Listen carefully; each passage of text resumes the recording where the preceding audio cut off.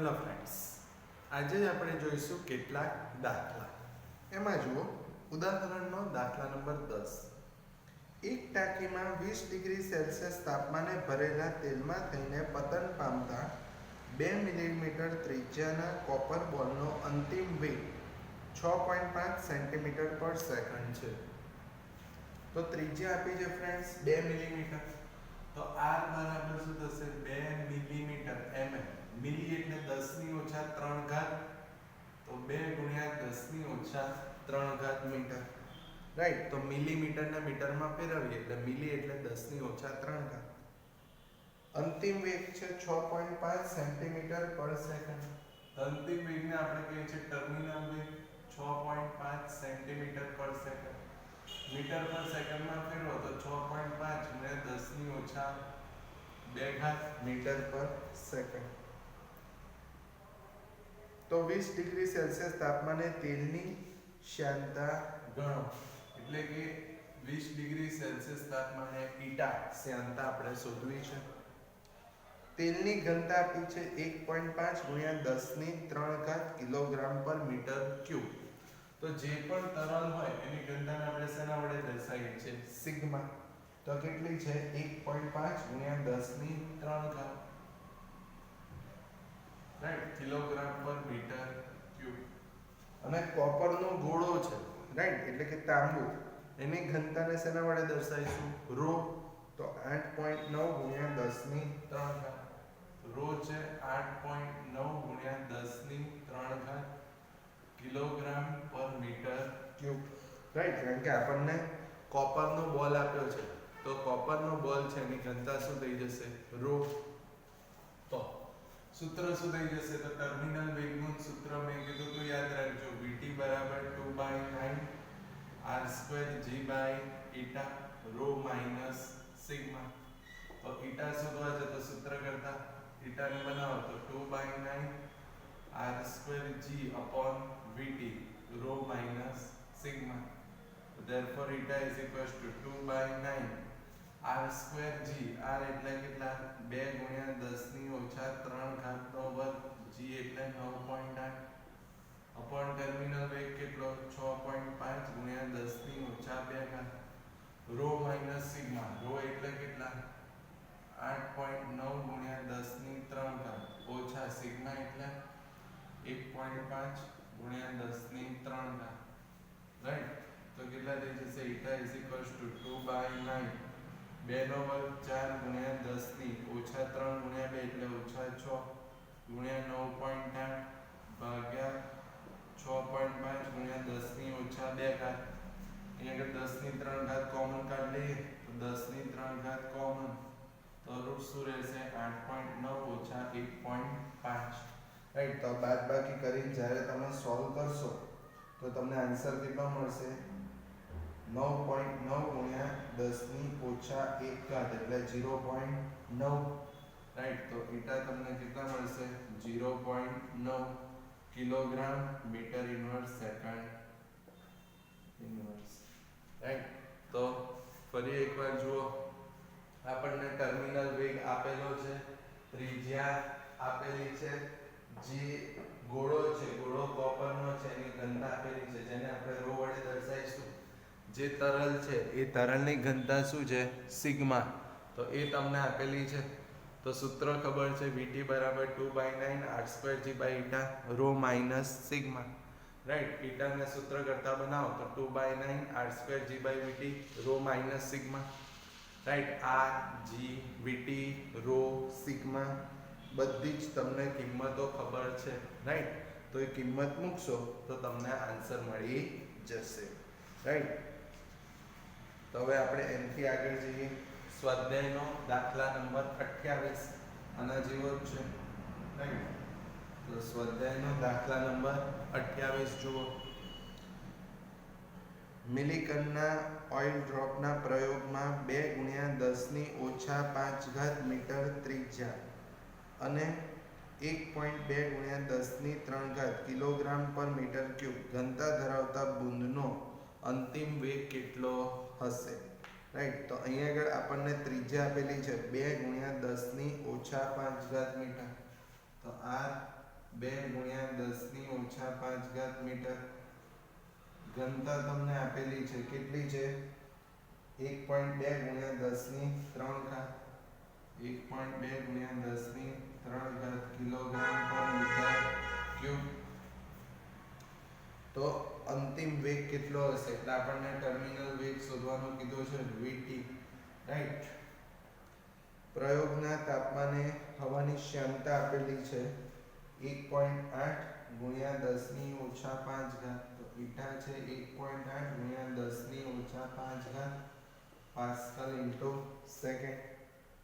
તે ઝડપે બુંદ પરનું શ્યામતા બળ કેટલું હશે? એટલે શ્યામતા બળ એટલે શું થઈ ગયું? F આપણને શોધવાનું કીધેલું છે, રાઈટ. તો ટર્મિનલ વેગનું સૂત્ર તમને બધાને ખબર છે, vt બરાબર 2/9 r²g/η ρ માઈનસ સિગ્મા, રાઈટ. તો 2/9 r² એટલે કેટલા? 2 × 10⁻⁵ g એટલે 9.8, ઈટા એટલે 1.8 × 10⁻⁵. ઘનતા ρ માઈનસ સિગ્મા કેટલી આપેલી છે? 1.2 × 10⁻³ રાઈટ. તો આ ગુણાકાર જ્યારે તમે ફ્રેન્ડ સોલ્વ કરશો, રાઈટ, ત્યારે તમને ટર્મિનલ વેગ કેટલો મળશે? તો જ્યારે તમે આ સોલ્વ કરશો ત્યારે તમને ટર્મિનલ વેગ મળશે vt, that is equals to 5.8 × 10⁻², right. આવો કંઈક આન્સર મળશે. vt 5.8 × 10⁻² મીટર પર સેકન્ડ ટર્મિનલ વેગ થઈ. શ્યામતા બળ શોધવું છે, તો શ્યામતા બળનું સૂત્ર કીધેલું જ છે કે F = 6 π 𝜭 v અથવા તો vt, રાઈટ. તો therefore F 6 π એટલે 3.14 ઈટા છે, 1.8 × 10⁻⁵ r છે 2 × 10⁻⁵ અને vt 5.8 × 10⁻², રાઈટ. તો બધો ગુણાકાર કરશો તો તમને આન્સર કેટલો મળશે? 3.9 × 10⁻10⁻.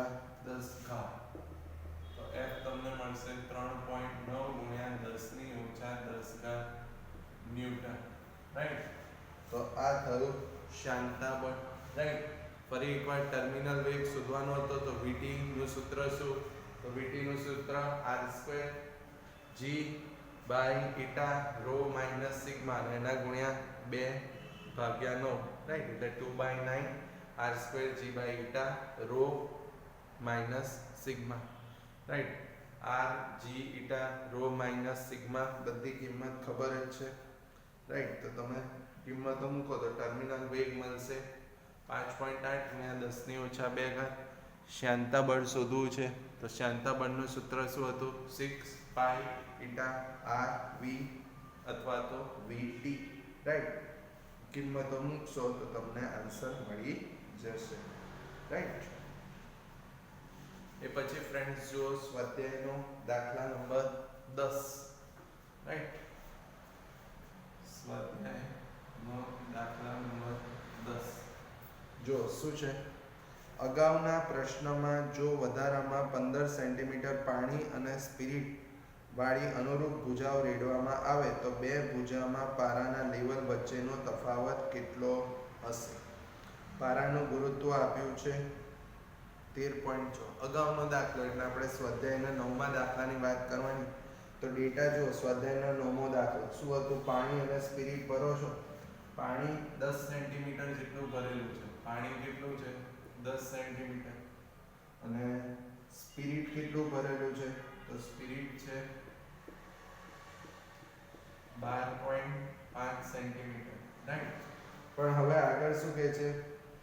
વધારો બીજો 15 સેન્ટીમીટર ભરીએ છે તો વધતા કેટલા થશે? 15 સેન્ટીમીટર. તો કેટલા થશે? 25 સેન્ટીમીટર H1 અને વધતા 15 સેન્ટીમીટર સ્પિરિટ બીજું ભરો છો તો 27.5 સેન્ટીમીટર. આ શું થયા?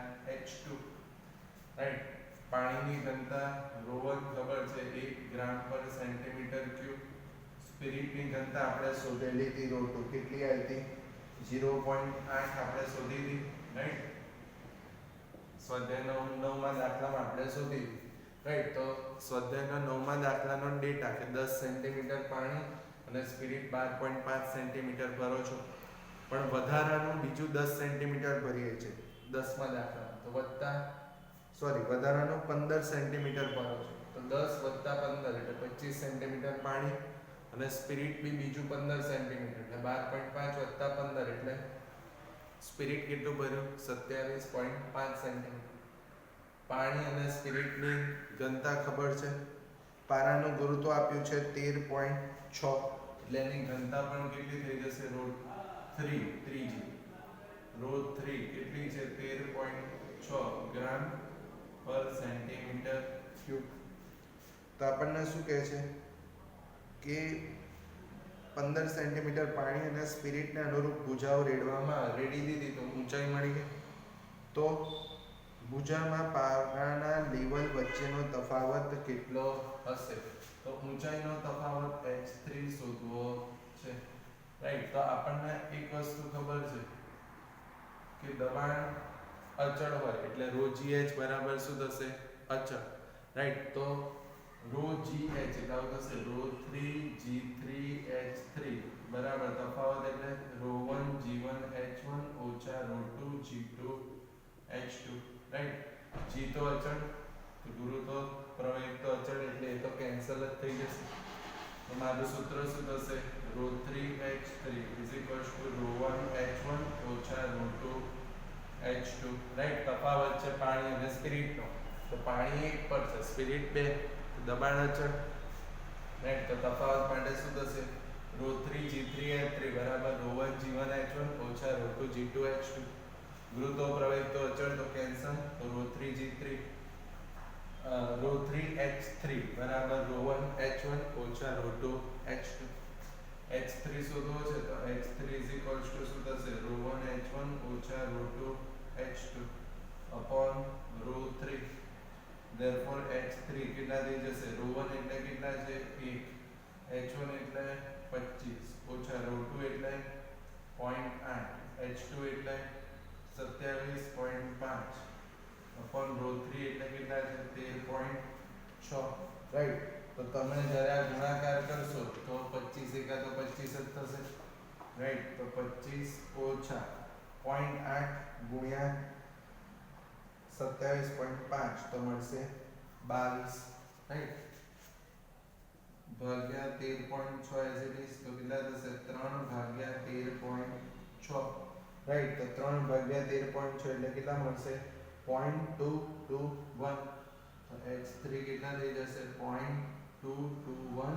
સેન્ટીમીટર રાઈટ કારણ કે આપણે અહીંયા મીટરમાં કન્વર્ટ કર્યા નથી બધું સીજીએસ જ છે રાઈટ તો ઊંચાઈનો તફાવત શોધવો છે પારા માટે રાઈટ તો સ્વાધ્યાયના 9માં દાખલાનો ડેટા યુઝ કરવાનો છે અને એમાં બીજું વધારાનું 15 સેન્ટીમીટર પાણી અને સ્પિરિટ ભરીએ છીએ તો 9માં દાખલાનો ડેટા જુઓ 10 સેન્ટીમીટર પાણી હતું અને 12.5 સેન્ટીમીટર સ્પિરિટ હતું વધારાનું 15 સેન્ટીમીટર ભરીએ તો કેટલી ઊંચાઈ થશે 10 ને 15 25 સેન્ટીમીટર અને સ્પિરિટની 12.5 + 15 એટલે 27.5 સેન્ટીમીટર ઘનતા ખબર જ છે પાણી માટે એક સ્પિરિટ માટે આપણે શોધ્યો તો 9માં દાખલામાં 0.8 હતો તો તફાવત શોધવો છે પારા માટે h તો શું થશે ρgh અચળ તો તફાવત માટે લખવું હોય તો પારાનું ρ3g3h3 બરાબર પાણી માટે ρ1g1h1 તફાવત છે એટલે ઓછા ρ2g2h2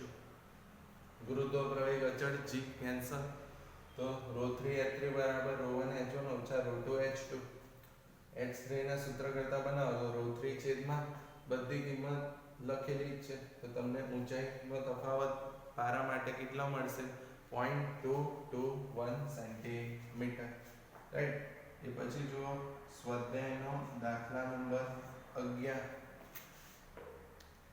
બર્નોલીનું સમીકરણ નદીના ઢાળ પરથી પાણીના વહનનું વર્ણન કરવા માટે વાપરી શકાય સમજાવો તો પાણીના ઢાળ પરથી પાણીનો ઢાળ એટલે વહન ધારારેખી તો હોય નહીં બર્નોલીનું સમીકરણ શેના માટે છે ધારારેખી વહન માટે તો સમજાવી શકાય નહીં, રાઈટ?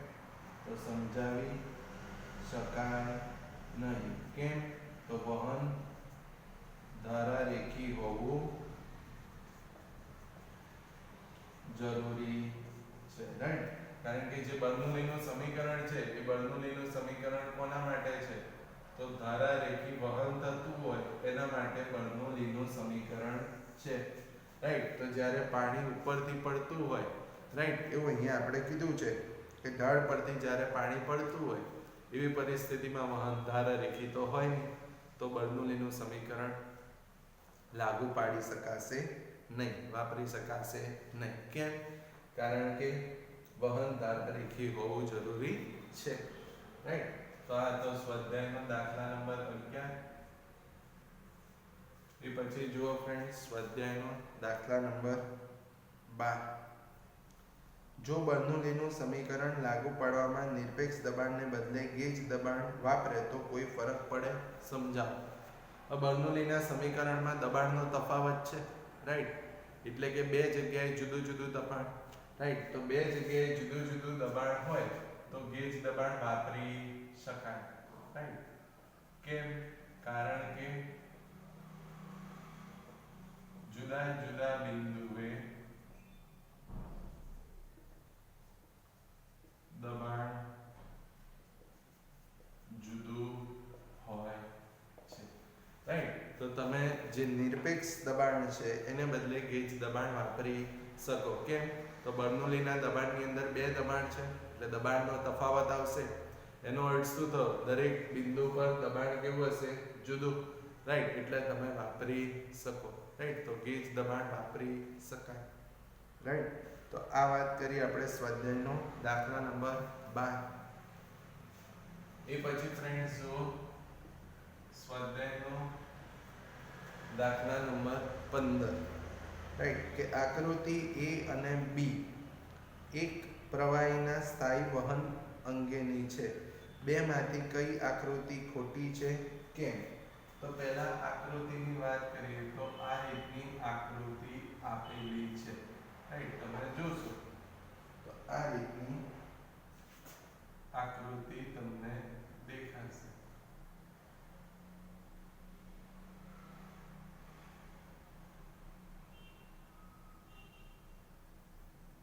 રાઈટ? પહેલી આકૃતિ કંઈક આ રીતે છે,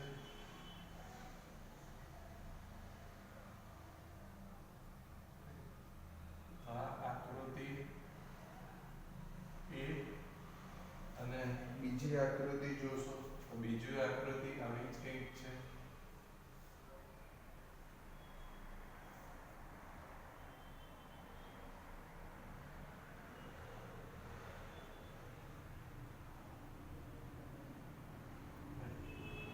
આકૃતિ B, રાઈટ? તો આ છે આકૃતિ A. અહીંયા આગળ લખું છું આકૃતિ A, રાઈટ? અને આ બીજી આકૃતિ B,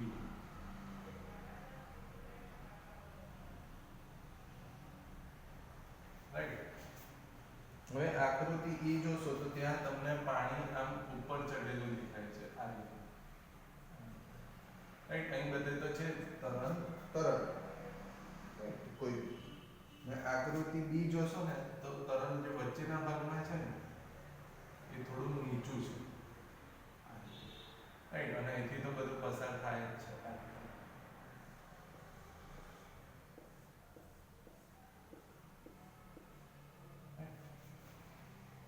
બીજું જોશો તો બીજામાં અહીંયા નીચે છે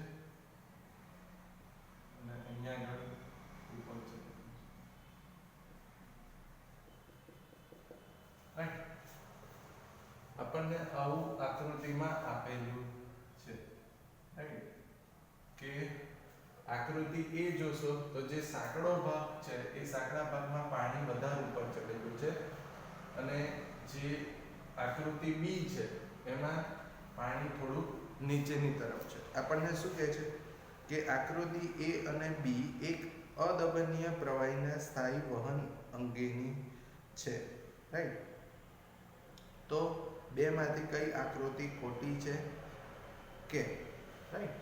તો જુઓ આપણને એક વસ્તુ ખબર છે કે જ્યારે સાંકડો ભાગ આવશે, સાંકડો ભાગ મેં એકચ્યુઅલી મીટરમાં તમને કીધું હતું કે જ્યારે સાંકડો ભાગ હોય એ સાંકડા ભાગમાં વેગ કેવો હોય, વધારે હોય, રાઈટ. તો સાંકડા ભાગમાં વેગ વધારે હોય તો જે આ કેસ નળી જેવો ભાગ દેખાય છે, રાઈટ, એક નળી જેવી રચના છે, રાઈટ, એને કેસ નળી કહેવાય.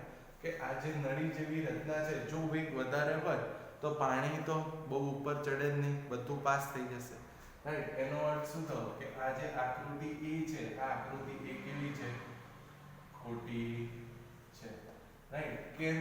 કારણ કે સાંકડા ભાગ આગળ વેગ કેવો હોય, વધારે. હવે જો વેગ વધારે હોય તો પાણી કે બહુ ઉપર ચડે નહીં, સિમ્પલ લોજિક છે, રાઈટ. તો આકૃતિ એ કેવી છે, ખોટી છે, જ્યારે બી કેવી છે, સાચી છે. આપણને કીધું છે કઈ આકૃતિ ખોટી છે, કેમ? તો આકૃતિ એ ખોટી છે, કેમ? કારણ કે સાંકડા ભાગમાં વેગ કેવો હોય, વધારે હોય છે, જેને કારણે જે તરલ અથવા તો પ્રવાહી છે એ બહુ ઉપર ચડે નહીં, રાઈટ. આથી જ આકૃતિ એ ખોટી છે, રાઈટ. અહીં શું લખવાનું? તો સાંકડા ભાગમાં વેગ વધુ હોય છે, આથી પ્રવાહી અથવા તો તરલ બહુ ઉપર ચડે નહીં, આથી આકૃતિ એ ખોટી છે, રાઈટ. કે સાંકડો ભાગ છે, સાંકડો ભાગ હોય તો સાંકડા ભાગમાં વેગ અથવા તો જે ઝડપ છે એ ઝડપ કેવી હોય, વધારે હોય. એટલે કે જે તરલ છે એ બહુ ઉપર ચડે નહીં. એટલા માટે જ આપણે શું કહી શકીશું કે જે આકૃતિ છે એ આકૃતિ એ કેવી છે, ખોટી છે, રાઈટ. તો આ આપણે વાત કરી ફ્રેન્ડ સ્વાધ્યાયનો દાખલા નંબર 15 વિશે, રાઈટ. નેક્સ્ટ પછી જુઓ સ્વાધ્યાયનો દાખલા નંબર 4, રાઈટ.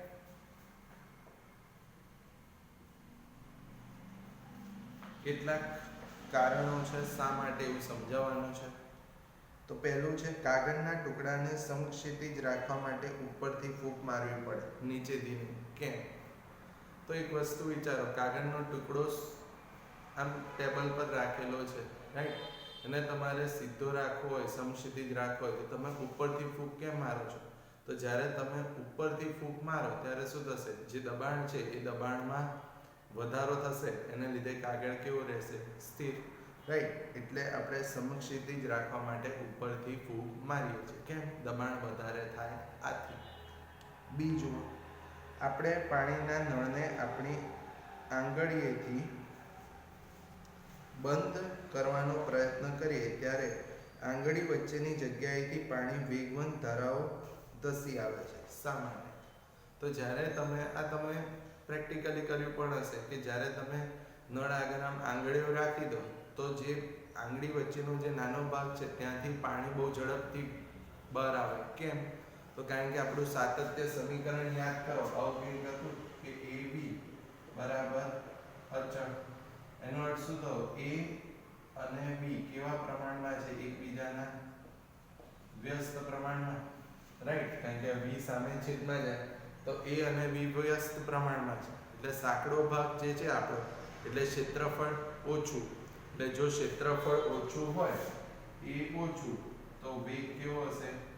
વધારે, રાઈટ. એટલે ઝડપથી પાણી બહાર આવે, રાઈટ. તો આ A નો આન્સર શું હતો? દબાણ વધે એટલે, રાઈટ. B નો આન્સર શું આવ્યો? કે સાતત્ય સમીકરણ પરથી ક્ષેત્રફળ અને વેગ એકબીજાના વ્યસ્ત પ્રમાણમાં. એટલે જ્યારે તમે આમ આંગળીઓ રાખો ત્યારે ક્ષેત્રફળ ઘટે એટલે વેગ વધે, એટલે પાણી ઝડપથી બહાર આવે, રાઈટ. એ પછી જુઓ C. ઇન્જેક્શન આપવામાં ડોક્ટર દ્વારા અંગૂઠાથી દાખવતા દબાણ કરતા સિરિંજની સોયનું પરિમાણ વહનના દર કરતાં વધુ સારી રીતે નિયંત્રિત થઈ શકે છે. કેમ? કારણ કે બર્નોલીનું સમીકરણ યાદ કરો, ઊંચાઈ સરખી હોય તો P + 1/r² 2ρv² બરાબર અચળ, રાઈટ? એટલે કે જે હાથ દ્વારા દબાણ આપે એના કરતાં વધારે સારું શું રહે? સોય દ્વારા. કેમ? કારણ કે જેટલો નાનો ભાગ હશે એટલો વેગ કેવો હશે? વધારે. કેમ? વેગનું પરિમાણ કેવું છે? વધારે. v² છે, રાઈટ? એટલા માટે જ, રાઈટ? તો આન્સર શું આવશે? તો જ્યારે તમે દબાણની વાત કરો એની સાપેક્ષે નાનો ભાગ હોય તો વેગ વધારે, અને અહીંયા આગળ વેગનું પરિમાણ પણ કેવું છે? વધારે. આથી, રાઈટ?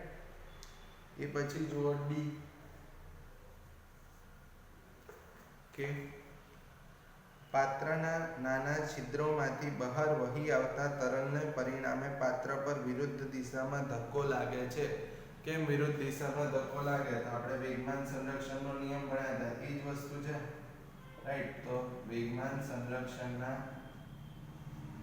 નિયમ પરથી, રાઈટ, કે વિરુદ્ધ દિશામાં ધક્કો લાગે છે, રાઈટ? જ્યારે કોઈ પદાર્થ આગળ જાય ત્યારે જે પદાર્થ દ્વારા બળ લાગે એ પદાર્થ ક્યાં આવે? પાછળ આવે. એ આપણે વેગમાન સંરક્ષણના નિયમમાં ઓલરેડી ભણ્યા જ છીએ, રાઈટ? આન્સર શું આવશે ડીમાં? કે વેગમાન સંરક્ષણના નિયમ પરથી.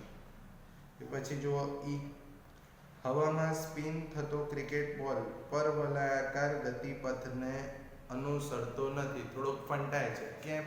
તો આપણે જોયું હતું મેગ્નેસ અસર, રાઈટ? મેગ્નેસ અસરને કારણે, રાઈટ? ડાયનેમિક લિફ્ટ વખતે કીધું હતું કે જ્યારે તમે બોલને સ્પિન કરો ત્યારે શું થશે? કે જે ધારા રેખાઓ છે, રાઈટ, એ બોલની ઉપરની તરફ એકબીજાથી નજીક આવે, નીચેની તરફ એવી રીતના નજીક હોય નહીં, એના કારણે દબાણનો તફાવત ઉદ્ભવે. આવું કીધું હતું કે આ રીતનો બોલ છે, સ્પિન થાય ત્યારે જે ઉપરની ધારા રેખાઓ છે એ ઉપરની ધારા રેખાઓ એકબીજાની નજીક આવશે, રાઈટ? તો જ્યારે ઉપરની ધારા રેખાઓ એકબીજાની નજીક આવે ત્યારે દબાણનો તફાવત ઉદ્ભવે. એને કારણે બળ કઈ તરફ લાગશે? ઉપરની તરફ લાગે છે. એને જ આપણે શું કહીએ છીએ? મેગ્નેસ અસર. અને એને લીધે શું થશે? કે ગતિમાન જે છે એ પરવલયાકાર પૂરેપૂરો રહેશે નહીં, થોડો ફંટાશે, રાઈટ? તો રીઝન શું આવશે? મેગ્નેસ અસરને કારણે, રાઈટ? તો આ આપણે જુદી જુદા જે વિધાન હતા, રાઈટ, એ થી ઈ સુધી, રાઈટ, એની આપણે સમજૂતી આપી, રાઈટ? તમે કઈ રીતના આવા ક્વેશ્ચનના આન્સર આપી શકો? તો જો તમારું ચેપ્ટરની થિયરીનું લોજિક ક્લિયર હશે તો તમે આ આન્સર આપી શકશો. Okay friends, thank you.